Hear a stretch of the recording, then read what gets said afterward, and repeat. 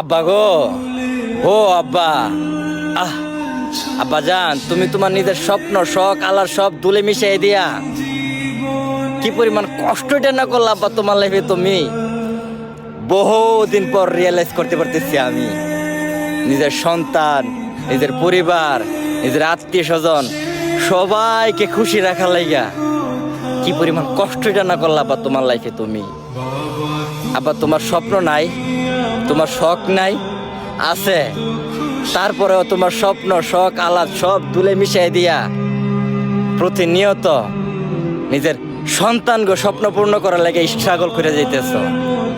আব্বা বাপ মানুষরা কি এরকম ইয়েতে আব্বা? হ্যাঁ, বাপ মানুষরা কি এরকম ইয়েতে? হ্যাঁ আব্বা, চিন্তা করো না, দোয়া কইর, আল্লাহ রহম করো। তোমার স্বপ্ন আমি একদিন পূর্ণ করবো আব্বা, তোমার স্বপ্ন আমি একদিন পূর্ণ করবো ইনশাআল্লাহ।